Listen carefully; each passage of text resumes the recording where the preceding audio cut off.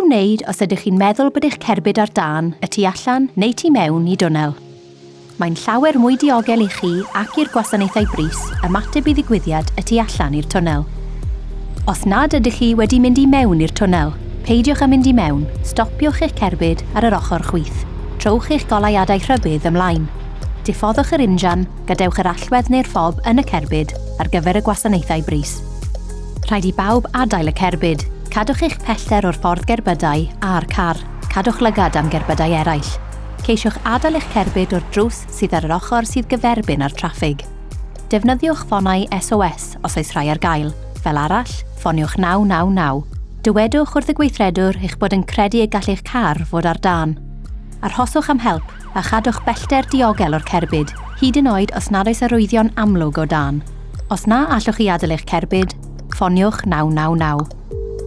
Os ydych chi yn y twnnel yn barod, daliwch ati i yrru trwodd os gallwch. Os na allwch yrru allan o'r twnnel, stopiwch eich cerbyd ar yr ochr chwith. Trowch eich goleuadau rhybydd ymlaen. Diffoddwch yr injan, gadewch yr allwedd neu'r ffob yn y cerbyd ar gyfer y gwasanaethau brys. Rhaid i bawb adael y cerbyd. Cadwch eich pellter o'r ffordd gerbydau a'r cerbyd. Cadwch lygad am gerbydau eraill. Ceisiwch adael eich cerbyd o'r drws sydd ar yr ochr sydd gyferbyn ar traffig.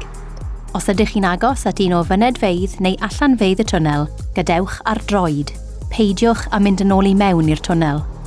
Defnyddiwch ffonau SOS os oes rhai ar gael. Fel arall, ffoniwch 999. Mae yna ddiffoddwyr tân yn y paneli argyfwng yn y twnnel. Dylid defnyddio'r rhain i ddiogelu bywyd yn unig.